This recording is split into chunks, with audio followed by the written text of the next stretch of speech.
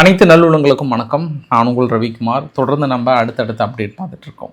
America, Iran, அங்கே இருக்கக்கூடிய அரபு நாடுகளுடைய சூழ்நிலையை பார்த்துட்ருக்கோம். இது வந்து 22வது அப்டேட்டாக பார்க்குறோம். நம்ம மிக முக்கிய ஒரு அப்டேட்டாக பார்க்குறோம் நம்ம. ஆனால் அவங்க மனசுக்குள்ளே தோணி, ஏன் இவ்வளோ லேட்டெல்லாம் வந்தால் எப்படிப்பா சொல்லுப்பா, நைட்டு தாக்கல் நடத்திட்டு 8 மணிக்கு போட்டேன், 10 மணிக்கு போட்டேன், லேட்டாக போகிறேன். வழக்கமாக அது இது சொல்ல வரும்ல, நைட் மேட்ச் ஃபுல்லாக பார்த்துட்டு கொஞ்சம் காலையில் ஃபுல்லாக லேட் ஆகிடுச்சு, வேறு ஒன்றும் இல்லை, சரி சீக்கிரமாக போட்டலான்னு சொல்லிட்டு ட்ரை பண்ணி அப்பயும் கொஞ்சம் சில டிலே வந்துடுச்சு. இனியோ நம்ம இப்போ மிக முக்கியமாக பார்க்க போகிறது ஈரான் மறுபடியும் பாருங்க, அமெரிக்கா மறுபடியும் வீரர்கள் இறந்ததை ஒப்புக்கொண்டிருக்காங்க. ஆனால் ஈரான் வந்து சவால் விட்டு சொல்கிறாங்க, அதெல்லாம் கம்மி, நேற்று நாங்கள் அடித்தோம் பார்த்தியா, அந்த அடி தான் இடி, உங்களுக்கு வாழ்க்கையில் நீங்கள் வந்து மரண பயத்தை காட்டியிருப்போம் அப்படின்னு சொல்கிறாங்க.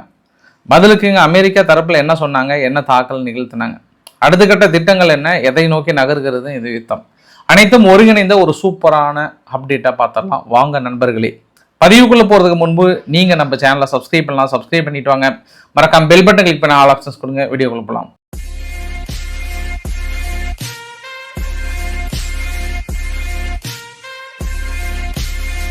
முதல் பதிவு, நான் ஈரான் என்னெல்லாம் கிளைம் பண்ணியிருக்காங்க, என்னெல்லாம் தாக்குதல் நடத்தியிருக்காங்க அப்படின்றத ஃபர்ஸ்ட் ஹாஃப் பார்த்துட்றேன். செகண்ட் ஹாஃப் வந்து அமெரிக்கா என்னெல்லாம் தாக்கல் நிகழ்த்தினாங்க, என்ன பாதிப்புகள் ஏற்பட்டுறதுன்னு பார்க்குறேன். ஃபைனல் கிளைமேக்ஸில் நேற்று இரவு நடந்த ஃபுட்பாலினுடைய வேர்ல்டு கப் ஃபைனல் மேட்சை பற்றி நம்ம பேசிடலாம். கிளைமேக்ஸில் பேசிக்கலாம், இப்போ வேண்டாம். நம்ம இப்போ நேராக உங்ககிட்ட மறுபடியும் ஒரு வரைபடத்தை காட்ட விரும்புகிறேன். நேற்று உங்ககிட்ட வரைபடத்தை கொஞ்சம் தவறாக காட்டிட்டேன். அதுக்கப்புறம் நைட்டு எனக்கு ஒரே நிறைய திங்க் பண்ண, ஐயோ ஒரு வரைபடத்தை தவறாக காட்டிட்டேனே அப்படின்ட்டு. இந்த ஜோர்டனுடைய வரைபடத்தை அந்த இடத்துல பாலஸ்தீன் மட்டும் இருந்தது, அது ரொம்ப பழைய வரைபடத்தை எடுத்து ஒரு அவங்க சேனல் வெளியிட்டு இருந்தாங்க, ஈரானுடைய சேனல் வெளியிட்டு இருந்தாங்க. நான் அதை அப்படியே எடுத்து போட்டதுனால அதையும் நான் ஒரு குறிப்பாக சொல்லிடுறேன். நான் இங்கே கீழே பார்த்தீங்க அப்படின்னா கிங் உசைன் இன்டர்நேஷ்னல் ஏர்போர்ட்டு, அது பக்கத்தில் தான் நேற்று தாக்குதல் முயற்சி பண்ணாங்க. அது வரைபடங்களே அதான் தெரியுது. கிட்டத்தட்ட 4 ட்ரோன் பாலிஸ்டிக் மிசைல்ஸ் அனுப்பியிருக்காங்க அக்வாபா அப்படின்ற ஒரு பகுதியில். இந்த 4 பாலிஸ்டிக் மிசைல்ஸும் நாங்கள் சுட்டு வீழ்த்திட்டோம் அப்படின்னு சொல்கிறாங்க. ஆனால் சம்பவம் வேறு மாதிரி சொல்கிறாங்க. அமெரிக்கா கொடுக்குற விளக்கங்களும் ஜோர்டன் கொடுக்குற விளக்கங்களும் வேறு மாதிரி இருக்குது. ஜோர்டன் இன்னைக்கு டென்ஷன் ஆகிட்டு சம்மன் அனுப்பியிருக்காங்க ஈரானுடைய என்ன அமெரிக்கா ஈரான் மாறி மாறி குழப்பறேன், ஈரானுடைய தூதருக்கு சம்மன் அனுப்பியிருக்காங்க. இளைய வாழே வந்து பதிலை சொல்லலே, என்னலே யாரு கேட்டலே தாக்கல் நடத்தின அப்படின்னு இருக்காங்க. ஜோர்டன் இவ்வளோ எமோஷனலாக இவ்வளோ டென்ஷன் ஆகிறதுக்கான காரணம் என்ன? நேற்று கூட அந்த பகுதியில் அமெரிக்கானுடைய ஒரு எமர்ஜென்சி வந்து கிரியேட் பண்ணதாகவும் சொல்கிறாங்க. திடீர்னு ஏன் அங்கே இருக்கக்கூடிய மக்கள் எல்லாம் வெளியேற சொன்னாங்க? இது எல்லாமே ஒரு புதிராக இருக்குது ஈரான் சொல்லுகிற பதிலை பார்த்தா. ஈரான் என்ன சொல்லியிருக்காங்கன்னா, அங்கே குழுமி இருந்த அமெரிக்காவுடைய வீரர்கள் ஒரு ரகசிய தகவல் கிடைச்சிருக்கு. அந்த ரகசிய தகவல் அடிப்படையில் தான் நாங்கள் அந்த தாக்கல் நகர்த்தணும். அதனால் ஒரு தேங்க்ஸ் மெசேஜே போட்டிருந்தாங்க ஈரான். ஜோர்டனுடைய மக்கள் எங்களோடு இணைந்து இந்த யுத்தத்தில் பங்கு பெறுவதற்கு நன்றி. சரியான நேரத்தில் தக்க நேரத்தில் அங்கே குழுமி இருந்த அமெரிக்க வீரர்கள் இருந்த பகுதியை துல்லியமாக லொகேஷனோட அனுப்பியதற்கு மகத்தான நன்றி. நம்ம கூட்டணி நிச்சயம் தொடரும். நம்ம அடிக்கிற அடியில் அமெரிக்கா துணிய காணும் என ஓடப்போகிறார்கள். நேற்று நடத்திய அந்த துல்லிய தாக்கல் அடிப்படையில், அதாவது ஜோர்டனுடைய மக்கள் கொடுத்த தகவல் அடிப்படையில், லொகேஷன் அடிப்படையில் நாங்கள் நடத்தியதில் அவங்களுடைய C-17 டிரான்ஸ்போர்ட் ஏர்கிராஃப்ட் இருக்குல்ல, அந்த ஜோர்டன் நிறுத்தி வச்சிருந்தோம் இல்லையா, அதை நாங்கள் அடிச்சிட்டோம். அங்கே இருக்கக்கூடிய P-8 சொல்லிட்டு ஒரு கமாண்டிங் அண்ட் கண்ட்ரோல் ஏர்கிராஃப்ட் ஒன்று இருக்குது, அதையும் அடிச்சிருக்கோம். பதிலுக்கு 20 அமெரிக்க வீரர்கள் நிச்சயம் இறந்திருப்பாங்க. அங்கே உள்ளது அல் அஸ்ராக் ரீஜியன் சொல்கிறாங்க. இந்த 2 பகுதியில் நாங்கள் மாற்றி நடத்தினதில் நிச்சயம் எங்களோட கணிப்பு வந்து தவறவே இல்லை.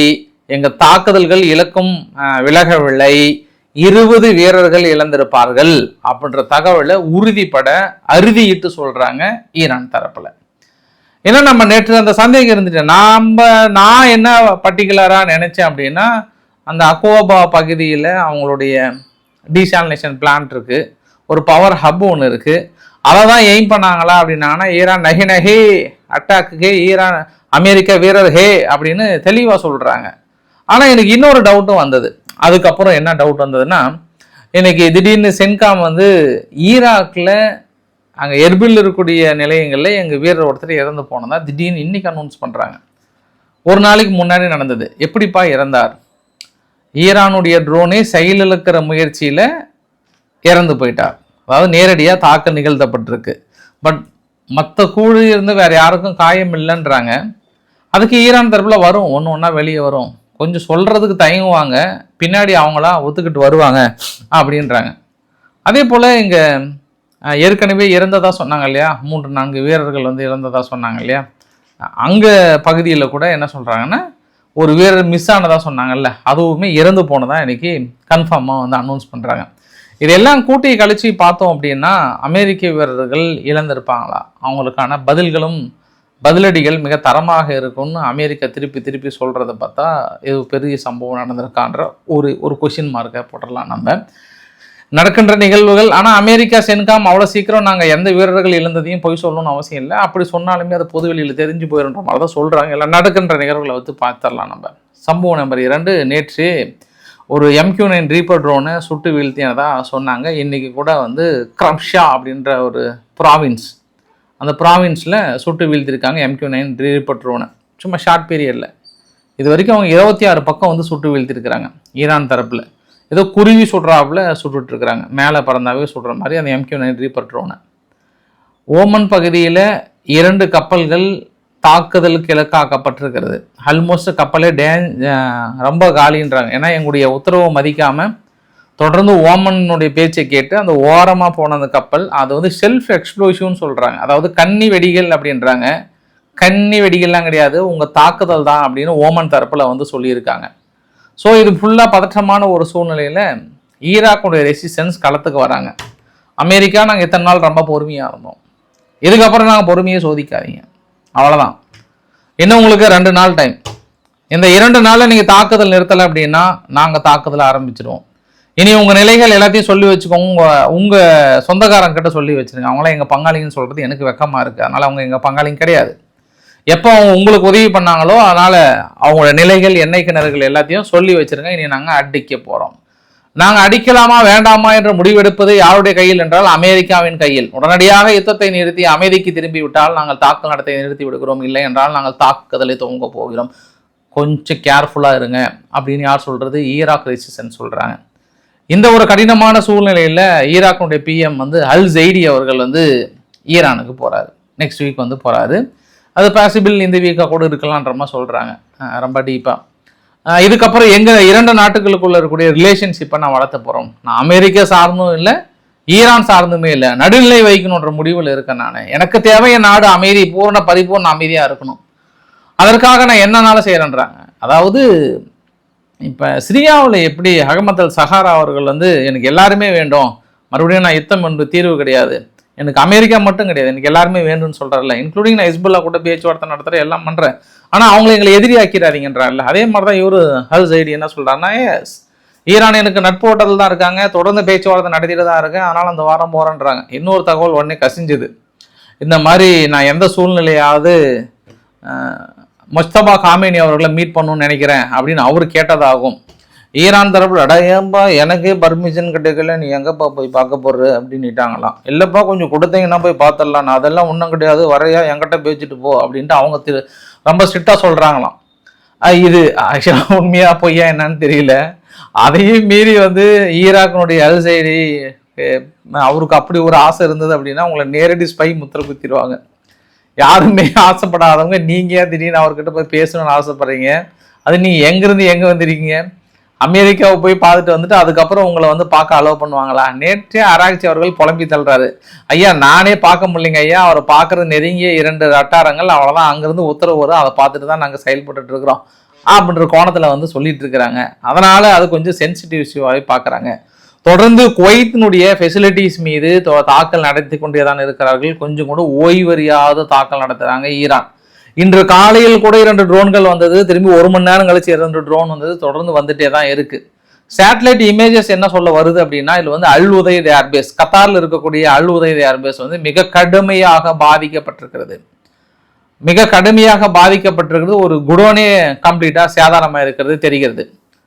இது மட்டும் இல்ல, குவைத்தில் இருக்கக்கூடிய பேஸும் வந்து காலியா இருக்கு. ஆனா இது வரைக்கும் குவைத்துல வந்து டீசாலினேஷன் பிளான்ட் வந்து தொடர்ந்து 2 நாட்களா அடிக்கிறாங்க அப்படின்னு சொல்லிட்டு அந்த வரைபடத்தையோ அந்த புகைப்படத்தையோ இது வரைக்கும் குவைத்துல இருந்து வெளியிட்டாங்களான்னா வெளியிடல. ஈரானாவது ஏதோ ஒரு பம்ப் ஸ்டேஷனாவது காட்டி இதை எங்க டீசாலினேஷன் பிளான்ட் நாங்க 24 மணி நேரம் சரி பண்ணிட்டோம் அப்படின்னு ஏதோ ஒரு சொல்றாங்க அவங்களாவது. பட் நீங்க குவைத் வந்து எதுவுமே கண்ணில் கூட காட்ட மாட்டேன்றீங்களே, ஆனா சொல்றது மட்டும் நல்லா சொல்றீங்க. டீசாலினேஷன் பிளான்ட் அடிச்சிட்டாங்க, டெய்லி இந்த டைலாக் வந்து சொல்றீங்க. நிஜமாவே அடிச்சாங்களா? பெரிய பாதிப்புகள் உள்ளாக்கப்பட்டிருக்கிறதா? ஏன்னா இன்னொரு விஷயம் பார்த்தோம், நம்ம குவைத்தில் வந்து இப்போ நடமாடும் ஜென்ரேட்டர் வந்து பெருசாக ரவுண்ட் அடிக்க ஆரம்பிச்சிருச்சு. ஏன்னா அது வேணா நேற்று அந்த பவர் ஹப்பு மேலே வந்து நடத்தியிருந்தாங்க. அது இல்லாமல் குவைத்தினுடைய பிஎம் வந்து அங்கே பாதிக்கப்பட்ட சிட்டிசன்ஸ், ஈரான் தாக்குதலில் ஒரு சில காயமடைந்த சிட்டிசன்ஸை நேரில் போய் பார்த்தார் அப்படின்ற மாதிரி வந்து சொல்கிறாங்க. இப்போ நான் வீடியோ பதிவு எடுக்கும் போது கூட பக்ரைனில் பார்த்தீங்க அப்படின்னா பெரிய பாதிப்புகள் ஏற்பட்டிருக்கிறதும் வந்து கண்கூடாக தெரிகிறது. அதற்குடைய புகைமண்டங்களும் வந்து கொண்டு தான் இருக்கிறது. குவைத், பக்ரைன், கத்தார், ஜோர்டன் இங்கே எல்லாமே தாக்குதல். இன்று ஏனோ சற்று ஓய்வு கொடுத்துருக்கிறார்கள் ஈராக்கில் இருக்கக்கூடிய நிலைகள். சும்மா ஒரு 1-2 மட்டும் அனுப்பிட்டு கொஞ்சம் ஓய்வு கொடுத்துருக்குறாங்க. இது வந்து ஃபர்ஸ்ட் ஆஃப். இப்போ நம்ம செகண்ட் ஆஃப் போகிறோம். செகண்ட் ஹாஃப்ல என்ன அப்படின்னா, அமெரிக்கா தனது 9வது ஸ்ட்ரைக்கு, தொடர்ந்து 9வது நாட்களாக 9th ஸ்ட்ரைக்கை வந்து அடிச்சிருக்காங்க. நேற்று அமெரிக்கா கொஞ்சம் கேப் விட்டாங்க. கரெக்டாக அமெரிக்காவும் கேப்பு, ஈரானுமே கேப்பு. எப்போன்னா இந்த வேர்ல்டு கப் ஃபுட்பால் மேட்ச் நடக்கும்போது தாக்குதல் இல்லை, கொஞ்சம் எம்டியாகவும் இருந்தது. அதெல்லாம் நேற்று தாக்குதலே கொஞ்சம் குறைவாக இருந்தது. ஒருவேளை எல்லாருமே ஃபுட்பால் மேட்ச்சை பார்க்கறதுக்கு கொஞ்சம் இன்ட்ரெஸ்டாக இருந்திருப்பாங்களான்ற கோணத்தில் நான் பார்த்தேன். நான் சீரியஸாகவே நேற்று நம்ம இந்திய நேரப்படி ஒரு 12லிருந்து அதிகாலை 4 மணி வரைக்குமே பெருசாக இவங்க தாக்கல் நடத்தலை. அதுக்கு மேலே ஒரு 2 மணி நேரம் எடுத்து தான் தாக்கல் நடத்தினாங்க. வழக்கமாக நடத்தின தாக்குதல் வந்து இன்றைக்கு இருந்ததுன்னா கொஞ்சம் கம்மியாக தான் இருந்தது, அந்த அளவுக்குலாம் இல்லை.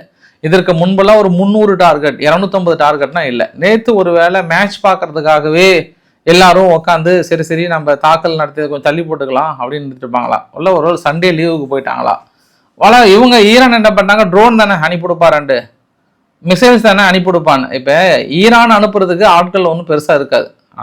ஆனால் அமெரிக்கா தாக்கல் நடத்துறதுக்கு ரீஃபியூலிங் டேங்கர் வேணும், போர் விமானங்கள் வேணும், போர் கப்பல்கள் இயங்க வேணும், ஒரு குரூப்பே இயங்கணும், ஒரு நாடே இயங்கணுன்ற மாதிரி நிறைய வீரர்கள் வந்து குறைஞ்சது 10,000க்கும் மேற்பட்ட வீரர்கள் தொடர்ந்து ஆக்டிவாக இருக்கணும். அதனால் அத்தனை பேருமே மேட்ச் பார்க்க போயிட்டாங்களான்ற இன்னொரு கோணத்துலேயும் நான் பார்த்தேன். பட் அப்படிகள் இருக்காது. இருந்தாலும் என்னுடைய அதீத கற்பனையா இல்லை உண்மையா அப்படின்றத நீங்கள் சொல்லிடுங்க. நேற்று நடத்திய தாக்குதல் கூட பார்த்தீங்க அப்படின்னா ஒரு ரோட் பாயிண்ட், பந்தர் அப்பாஸுக்கு மேலே ஒரு ரோட் பாயிண்ட், ஒரே ஒரு ரோட் பாயிண்ட் அடிச்சிருக்காங்க. பந்தர் அப்பாஸ் பகுதியில் ஒரு 3, அதுக்கு மேலே ஒரு இந்த குஷம் ஐலாண்ட் பக்கத்தில் ஒரு தாக்கல் நடத்தியிருந்தாங்க. அப்புறம் அந்த அஸ்வாஸ் பகுதி பக்கத்தில், அது பேர் வந்து டார்கோவின் சொல்லிட்டு நியூக்ளியர் பவர் பிளான்ட்டு, கொசஸ்தான் ப்ராவின்ஸ். இந்த கொசஸ்தான் ப்ராவின்ஸில் பெருசாக பாதிப்பு உண்டா இருக்குன்னு ஈரான் கடுமையாக குற்றச்சாட்டு சொல்கிறாங்க. ஐஏஏ என்ன சொல்கிறாங்கன்னா, இல்லை அதுக்கான பாசிபிள் இல்லை, மேபி நாங்கள் இன்னும் எதுவும் ஃபைன் பண்ணல, எங்களை அலோவ் பண்ணிங்கன்னா நான் செக் பண்ணிட்டு சொல்கிறேன்றாங்க. ஈரான் என்ன சொல்கிறாங்கன்னா, நான் சொன்னால் கேட்கணும், அது பாதிக்கப்பட்டிருக்கு, கடுமையாக சேதாரமாக இருக்குது, புரிதா? அவங்க வந்து இன்டர்நேஷ்னல் மீறிட்டாங்க, வந்து செக் பண்ணுற வேலைலாம் வச்சுக்கூடாது, நான் சொன்னால் கேளு அப்படின்னு ஈரான் தரப்பில் வந்து ரொம்ப ஸ்ட்ரிக்டாக சொல்கிறாங்க. இது ஒரு தீவிரவாத தாக்குதல், நாங்கள் ஏற்றுக்கொள்ள மாட்டோம்னு. கடைசியில் அடுத்து 24 மணி நேரம் என்ன பண்ணுவாங்க, அவ்வளோ பெரிய அணு உலை தாக்குதலே நாங்கள் சரி பண்ணிட்டோம் அப்படின்னு ஒரு போட்டோ போடுவாங்க. ஈரான் பெருசாக தாக்கல் நடத்ததையும் பயங்கரமாக சொல்லுவாங்க, பில்டப்ல, ஆஹா முடிந்தது, முடிச்சுட்டாங்க தாக்கல் நடத்தினேன். கடைசியில் பார்த்தா அடுத்த 24 மணி நேரத்தில் அதெல்லாம் ஒன்றும் கிடையாது, சரி பண்ணிட்டோம், பழைய நிலைமைக்கு வந்துருச்சு அப்படின்னு வரும். ஏன்னா கடந்த 3 நாட்களாக அதுதாங்க ஏன் நடக்குது. இங்க பயங்கரமான அப்படி நடத்துறாங்க இப்படி நடத்துறாங்க, எஃபெக்ட் கொடுத்தா அவ்வளோதான், மாற்றுப்பாதை உருவாக்கிட்டு போறாங்க, எல்லாமே சரி பண்ணிட்டு இருக்கிறாங்க. பெருசா அஃபெக்ட் ஆன மாதிரியும் தெரியல. இனி வருகின்ற காலங்களில் பெருசா அஃபெக்ட் ஆகுதா அப்படின்றத பார்த்துடலாம் நம்ம. ஏன்னா ஒரு சில பகுதி, இப்போ செபகர் போர்ட்டில் வந்து அவங்களுடைய டவர் அடிச்சிட்டாங்க, அது வந்து திரும்பி பழைய நிலைமைக்கு கொண்டு வர முடியாது. மற்ற பாதிப்புகள் எல்லாமே வந்து எங்களுக்கு பெருசாக அப்போ இருக்குது, பட் இப்போ இல்லைன்ற மாதிரி தான் ஈரான் தரப்பில் வந்து சொல்கிறாங்க. நாங்கள் சமாளிச்சிடுவோம், அமெரிக்கா நினைப்பதை விட எங்களிடம் ஆயுதங்கள் அதிகமாக இருக்கிறது, அது ஒரு அமுத சுரப்பி, நிச்சயம் நாங்கள் பதிலடி கொடுப்போன்றாங்க.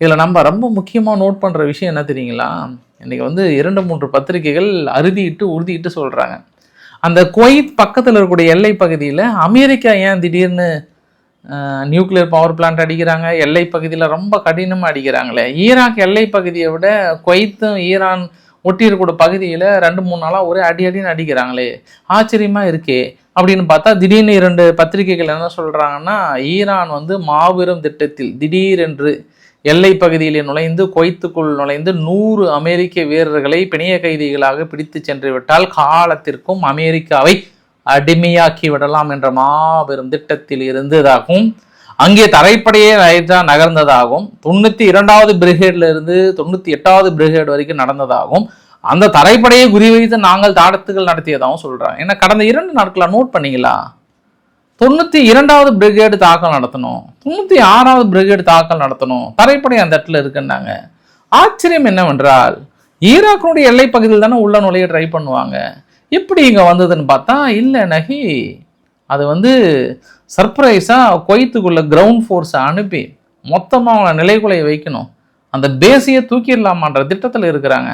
அதற்கு தான் அமெரிக்கா முறியடிக்க திட்டம் தீட்டிருக்கிறதுன்றாங்க. பார்க்கலாம், இவங்க அவங்களுக்கு சர்ப்ரைஸ் கொடுக்குறாங்களோ இல்லையா, அவங்க இவங்களுக்கு சர்ப்ரைஸ் கொடுத்தல பெருசாக இருக்கிறாங்களோ அப்படின்ற இன்னொரு ஆங்கிலையும் பார்க்கலாம். டெப்ரீஸ் மேலே இருக்கக்கூடிய பகுதியில் இன்னைக்கு அமெரிக்கா தாக்கல் நடத்தியதாக ஒரு சில பதிவெல்லாம் வந்து சர்க்குலேட் ஆகிருக்கு. கரெக்டாக அவங்க நேரப்படி வந்து 2:37 வந்து சர்க்குலேட் ஆகிருக்கு. பெரிய ஒரு காட்டுத்தீ மாதிரி வந்து பற்றி எரிஞ்சிட்ருக்கு. வேணா இன்னைக்கு நடத்திய தாக்குதல்லாம் பாருங்கள். இந்த கனரக் அப்படின்ற ஒரு பகுதியும் பேந்தரி மகஷேர்ன்ற ஒரு பகுதியும் அப்புறம் டெப்ரீஸும் அதுக்கு இடையில தான் தாக்கல் நடத்தியிருக்காங்க. அந்த குவைத்து பக்கத்தில் தொடர்ந்து நடத்துறதுக்கான காரணமும் அதுதான்றதையும் கூடுதல் தகவல். தொடர்ந்து இந்த தாக்குதலாம் முடிச்சுட்டு சென்காம் வந்து ஒரு வீடியோ பதிவை வெளியிட்டிருக்காங்க. இந்த இன்றைய தாக்குதல் மிக சிறப்பாக முடிந்தது, ஆனால் தொடர்ந்து ஸ்ட்ரைட் ஆஃப் ஹார்முஸ்ல அந்த மிரட்டல் இருக்கிறது. அதனால நாங்களும் ஈரானுடைய கப்பல்கள் 7க்கு மேலே வந்து நேற்று ஒரு நாள் மட்டும் ரிட்டர்ன் அனுப்பியிருக்கிறோம். தொடர்ந்து சர்வதேச போக்குவரத்துக்கு இடையூறாக தாக்கல் நடத்தும் பட்சத்தில் அதுக்கான பதிலடிகள் கொடுக்கப்படும் அப்படின்ற மாதிரி சொல்றாங்க. ஏற்று குசஸ்தான் ப்ராவினன்ஸில் லைட்டாக ஷேக் ஆகிருக்கு. ஒரு மாதிரி பூகம்பம் மாதிரி 5.0 ரெக்டர் அளவுகோல் இருந்திருக்கு. ஹோப் அது வேற நியூக்ளியர் பவர் பிளான்ட் பக்கத்தில் ஏதாவது பங்கர் பஸ்டர் மூலயமா அடிச்சிருப்பாங்களா, இல்லை ஸ்ட்ராட்டஜிக் பாம்பர்ஸ் மூலயமா வேற ஏதாவது ஹெவியாக அடிச்சிருப்பாங்களா, இல்லை அதனால் ஏதாவது ரேடியேஷன் மாதிரி இருக்கா அப்படின்னு பார்த்தோம்னா இன்னைக்கு வந்து வெஸ்ட் ஈரான் பகுதியிலும் லைட்டாக ஷேக் ஆகிருக்கு. 5.5 ரெக்டர் அளவுகோலில் பதிவாயிருக்கு. ஏதோ எங்கேயோ இடிக்குது. இந்த மாதிரி ஷார்ட்டாக கொஞ்சம் கொஞ்சமாக 5.0 4.5 ரெக்டர் அளவுகோலெல்லாம் நடத்துறது சோதனையில் இறங்கிட்டாங்களா அப்படின்ற இன்னொரு கோணத்திலேயே பார்க்க முடிகிறது. ஒருவேளை ஈரான் வந்து அங்கே இருக்கக்கூடிய அணு நிலைகளில் அமெரிக்கா தாக்கல் நடத்திட்டாங்கன்ற பேரில் அவங்க ஏதாவது சோதனை செஞ்சுருக்காங்களா? இன்னைக்கு எப்படி வெஸ்ட் ப்ராவினன்ஸ்லையும் பெருசாக இருக்குது அப்படின்ற சந்தேகம் விளைந்திருக்கிறது. பார்க்கலாம். ஈரான் திடீர்னு சர்ப்ரைஸ் கொடுக்குறாங்க, அவங்களுக்கே சர்ப்ரைஸ் கொடுக்குறாங்க அமெரிக்கா. அதை பொறுத்து இருந்து வாட்ச் பண்ணுவோம் நம்ம. இன்னைக்கு கூட ஒரு பெரிய லார்ஜ் கார்கோனுடைய பிளான் வந்து ஐரோப்பாவில் ஃபுல்லாக வந்து இறங்கியிருக்கு. கடந்த 2 நாட்களாக வந்து இறங்க ஆரம்பிச்சிருச்சு. இஸ்ரேலினுடைய பென்குரியன் விமான நிலையத்திலும் யூகேவாக இருக்கட்டும் இல்லை மற்ற நாடுகளையும் பெரிய அளவுக்கு வந்து இறங்கியிருக்கிறாங்க. அதனால் வருகின்ற வாரங்கள் எங்களுக்கு இன்னும் 2 வாரம், ட்ரம்ப் சொன்னது அதுதான். வேர்ல்டு கப் ஃபைனல் மேட்ச் பார்க்கறதுக்கு போயிருந்தார். அப்போ செய்தியாளர்களை சந்திக்கும் போது சொன்னாங்க, ஈரான் வந்து நல்ல ஒரு ஆப்பர்ச்சுனிட்டியை மிஸ் பண்ணுறாங்க. தொடர்ந்து அவங்கக்கிட்ட அது கிடையாது இது கிடையாது எதுவுமே கிடையாது, நாங்கள் இழப்புகளை ஏற்படுத்திட்டு இருக்கிறோம், அவங்களுக்கு இன்னும் ஒரு 4-5 வாரம் ஒட்டுமொத்தமாகவே மாறப்போகுது, எங்களோட இலக்குகள் பார்க்க போகிறோன்றாங்க. மார்க்கோ ரூபியோ அவர்களும் சொன்னார், இல்லைங்க நாங்கள் வந்து பேச்சுவார்த்தையை கேட்டை ஓப்பன் பண்ணிட்டோம், அவங்களுக்காக எப்போனாலும் நாங்கள் வெயிட்டிங் அப்படின்ற மாதிரிலாம் வந்து சொல்லியிருக்கிறாங்க. பார்க்கலாம். அதே போல் இனி ஈரானுக்கு யாரெல்லாம் ஆயுதங்கள் கொடுக்குறார்களோ அவர்கள் மீது 50% வரி, அதாவது அந்த நாடுகள் யாரெல்லாம் அமெரிக்காவுக்கு ஏற்றுமதி பண்ணியிருக்காங்களோ அவங்களுக்கு 50% வரி. ஈரானுக்கு உதவி பண்ணுற நாடு யார், சீனாவை சொல்கிறாங்களா இல்லை யாரை சொல்கிறாங்க, எந்த நாடுகள் அப்படின்றது நம்ம பொறுத்து இருந்து பார்க்கலாம் நம்ம. ஸோ இது அங்கே இருக்கக்கூடிய ஒட்டுமொத்த தகவல். இந்த கலோபரத்தில் க்ரூட் ஆயிலோட விலை $90 வந்திருக்கிறது. தொடர்ந்து ஒரு சில ரூமர் வந்தது, அந்த சதன் லெபனான் பகுதியில் இஸ்ரேல் கிளம்பி வந்துட்டாங்க, அவங்கக்கிட்ட செலவு தாங்க முடியல அப்படின்ற மாதிரிலாம் ரூமர் வந்தது. பட் ஆனால் இல்லை, 2 வரைபடங்களும் உங்களுக்கு வெவ்வேறு வரைபடங்களை காட்டுறேன் பாருங்கள். இஸ்ரேல் முன்னேற மாதிரி தான் தெரியுது. கரண்ட்டாக ஐடிஎஃப் ஃபோர்ஸஸ் வந்து இங்கே தான் இருக்குது. இப்போ தொடர்ந்து ஒரு சில பகுதியில் தாக்கல் நடத்துகிறாங்க, முன்னேறாங்க, அவங்களுடைய டனல் நாங்கள் கண்டுபிடிச்சி அழிச்சிட்டு தான் இருக்கோம் அப்படின்ற மாதிரி வந்து சொல்லியிருக்கிறாங்க. சரி, அடுத்த ரவிக்குமார் ஆர்கே சேனல் என்ன பெருசாக பேச போகிறோம் அப்படின்னா, மாஸ்கோவில் இன்னைக்கு 2வது ஒரு வேர் ஹவுஸ் ஒன்று, காமர்ஸுடைய வேர் ஹவுஸ், வைல்டு பெரிஸினுடைய இன்னொரு காமர்ஸை அடிச்சிட்டாங்க. அது பற்றி எரிஞ்சிட்டு இருக்கு. அவ்வளோதான். இப்போ எண்ணெய் கிடங்குகளையும் எண்ணெய் உற்பத்தி நிலையங்களையும் விட்டுட்டாங்க. இப்போ யார்? உக்ரைன். இப்போ இங்கே அடிக்க ஆரம்பிச்சிட்டாங்க. இனி ரஷ்யா என்ன பண்ண போகிறாங்கன்றத நம்ம பொறுத்திருந்து பார்க்கலாம். இப்போ நம்ம கிளைமேக்ஸில் நேற்று நடந்த world cup final Argentina Spain. முழுக்க முழுக்க ஸ்பெயினுடைய ஆதிக்கம் வந்து 90% இருந்தது. அதாவது ஸ்பெயினுடைய கோல் கீப்பர் வந்து ஒரு கட்டத்தில் பாயை போட்டு தூங்க ஆரம்பிச்சிட்டாரு. கொரட்டை விட்டு ஏப்பா எந்திரிப்பா பால் வருது, அந்த ரேஞ்சுக்கு தான் இருந்தது. ஃபுல்லாக ஆஃப் சைடு தான் இருந்தது. கம்ப்ளீட்டாகவே இவங்க அர்ஜென்டினா வந்து நேற்று சரியான மேட்சே இல்லை. நேற்று ஃபுல் அண்ட் ஃபுல் வந்து ஸ்பெயினோட ஆதிக்கம் வந்து அந்த அளவுக்கு இருந்தது. பாலை கம்ப்ளீட்டாக எடுத்துட்டாங்க. அவங்க ஃபுல்லாகவே எடுத்துட்டாங்க. அதில் ஒரு 10% தான் இவங்கக்கிட்ட இருந்தது முழுக்க. அது இல்லாமல் ஒரு கீ பிளேயர் ஒருத்தருக்கு ரெட் கார்டு. அது இல்லாமல் நேற்று வந்து ஒரு மோசமான ஒரு முன் உதாரணமாக இருந்தது. 2 தரப்புலையுமே அடிக்கிறது, திடீர்னு போய் அட்டாக் பண்ணுறது, இழுத்து தள்ளுறது, ரொம்ப ஒரு மோசமான ஒரு செயலும். ரெஃப்ரி வந்து இதற்கு முன்பெல்லாம் நிறைய ஃபவுல் கொடுப்பாரு. ஆனால் மனுஷன் இந்த டைம்லாம் வந்து போவார், வார்னிங் கொடுப்பாரு, ஃபவுலே கொடுக்கல 2 தரப்புலையும். அர்ஜென்டினா நிறைய எதிர்பார்த்தாங்க, கொடுக்கவே இல்லை. சுத்தமாகவே அர்ஜென்டினா வந்து கடைசியில் எங்களுக்கு வந்து ரொம்ப ஒரு பேட் டே, டோட்டலாகவே ரெஃப்ரி அப்படி சாதகமாக இல்லைன்ற மாதிரி இவங்க தரப்பில் சொல்கிறாங்க. அதை வழக்கமாக எல்லா டீம்லையுமே இது வரைக்கும் நம்ம காலங்காலமாக பார்க்குற தோக்கிற டீம் எல்லாமே வந்து இந்த ஒரு டைலாக்கை வந்து பெருசாக சொல்லுவாங்க. இருந்தாலுமே ரெஃப்ரி ஒரு பக்கம் இருந்தால் கூட நேற்று அர்ஜென்டினாவோட மேட்ச் வந்து கரெக்டாக அவங்களால ஸ்பெயின் வீரர்களை சமாளிக்கவே முடியல. சும்மா பிரித்து மேய்ஞ்சிட்டாங்க. அர்ஜென்டினாவுக்கு சிம்ம சொப்பனமாக அமைஞ்சிட்டாங்க. நிறைய இடத்துல வந்து கொஞ்சம் மிஸ். அது இல்லாமல் செகண்ட் கோலே வந்து கோல் தான். ஆக்சுவலாக இவர் அர்ஜென்டினா வீரர் தான் வந்து ஒரு மாதிரி ஒரு தள்ள மாதிரி விழுந்த மாதிரி சொன்னார். அதை வந்து தேர்ட் அம்பையர் கூட போகலை. அவங்க விஆர் ப்ராசஸுக்கு போகவே இல்லை. போயிருந்தாங்கன்னா அதுவே செகண்ட் கோல் கூட விழுந்திருக்கும். 90 நிமிஷத்தில் போடல, அடுத்த எக்ஸ்டெண்ட் பண்ணுறாங்க. எக்ஸ்டெண்ட் பண்ணும்போது தான் அடுத்த கோல் போடுற. இன்னும் ஒரு 5 நிமிஷம் தாக்கு பிடிச்சிருந்தாங்கன்னா கடைசி 5 நிமிஷத்துக்கு முன்னாடி தான் கோல் போடுறாங்க ஸ்பெயின். அது வரைக்கும் இவங்களும் அர்ஜென்டினாவும் என்ன பண்ணுறாங்கன்னா ஃபுல்லாக டிஃபென்ஸ் மோடு, அவங்க அட்டாக் மோடில் இறங்கிட்டாங்க. இருந்தாலும் நேற்று ஃபைனலாக மெஸ்ஸி அவர்கள் கண் கலங்கி அழுந்தார். மிகப்பெரிய அளவுக்கு அழுகி விட்டார். ஸ்பெயினுடைய மன்னர் வந்திருந்தார். மன்னருடைய 2 பெண்கள் வந்திருந்தாங்க. எல்லாமே வந்து ஒரு செலிப்ரேஷன் மோடில் இருந்தாங்க. மில்லை அவர் பிள்ளைகளுக்கு தொல்லையும் எதுவும் கொடுக்காமல் நன்மை தான் செய்திருக்கிறார். மில்லை ஒரு செலிப்ரேஷன் மோடில் இருக்கலாம்னு நினைச்சாரு. ஆனால் தோத்ததுனால அவங்க வீரர்களுக்காக நம்ம வெயிட் பண்ணுறோம், வந்தால் அந்த நாள் லீவை அனௌன்ஸ் பண்ணுறேன், செகண்ட் பிளேஸ் வந்ததுக்காக அப்படின்னு சொல்லிட்டாரு. வரலாற்றில் முதல் முறையாக இந்த இஸ்ரேல் யுத்தத்துக்கு அப்புறம் வந்து ஒரு இன ரீதியான ஒரு மேட்சை வந்து சமூக வலைத்தள கருத்துக்களில் வந்து நிறைய பார்க்க முடியுது. அதையெல்லாம் தாண்டி இங்கே டிவிகே ஃபேன்ஸ் இவங்க வேறு ஓடி சந்தில் வந்து எங்கள் கொடி தான் ஸ்பெயினோட கொடி, அதனால் கண்டிப்பாக நாங்கள் 2010க்கு அப்புறம் 16 வருஷம் பவுன்ஸ் பேக்கு, இங்கே எப்படி டிஎன் எலெக்ஷனும் அதே மாதிரி தான் அங்கேயும் அந்த கொடியோடு கம்பேர் பண்ணி பேசியிருந்தாங்க. பட் இன்னும் நம்ம ரொம்ப டெப்த்தாக நுணுக்கமாக பெரிய பெரிய பத்திரிகையாளர்ன்ற போர்வையில் அவங்களுடைய கருத்துக்கள்லாம் பார்க்கும்போது இது பாதிக்கப்பட்ட பாலஸ்தீனமாகவும் இது ஸ்பெயின், அது வந்து இஸ்ரேலாகவுமே வந்து கருத்துக்களை பதிவிட ஆரம்பிச்சிட்டாங்க. ஃபுல் அண்ட் ஃபுல் வந்து அர்ஜென்டினா இஸ்ரேலாகவும் இந்த நாடு பாலஸ்தீனம் சார்பாகவும் மோதியதாகவும் கடைசியில் வந்து பாலஸ்தீனம் வென்றதாகவும் முழுக்க அந்த ரேஞ்சில் தான் எல்லாம் பேசிகிட்டு இருக்காங்க. அங்கே பறக்கப்படுகிற கொடிகள், அங்கே இருக்கக்கூடிய விஷயங்கள்லாம். ஆனால் இங்கே இந்தியாவில் அந்த மாதிரி கிடையாது.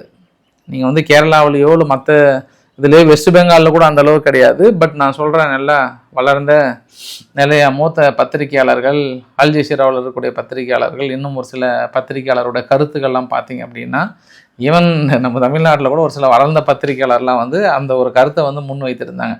அது ஏதோ ஜியோனிஸ்ட் டீம் மாதிரியும் இது வந்து ஸ்பெயின் வந்து, ஏன்னா பெட்ரோ சாண்டஸ் வந்து தனி பாலஸ்தீனத்துக்கான கொள்கையிலையும் தொடர்ந்து அமெரிக்கா வந்து அவங்களுடைய நிலைகளை பயன்படுத்தி தாக்கல் நடத்தக்கூடாத எதிர்ப்பு நிலைகளும் சரி, இஸ்ரேலை கடுமையாக எதிர்க்கின்ற நிலைகளில் முதல் நாடு ஐரோப்பா கூட்டணியில் கூட ஸ்பெயினுடைய பெட்ரோ சாண்டஸ் தான் ரொம்ப கடுமையாக இருக்கிறாரு. கடுமையான வார்த்தைகளை விடுறாரு, நேரடி எதிரி என்று அனௌன்ஸ் பண்ணுறாரு, தொடர்ந்து பொருளாதார தடைகளை விதிக்கிறார், அடுத்தடுத்த வசனத்தினால விடுறதுனால அது தன்னுடைய டீமாகவே பாவிக்கிறாங்க.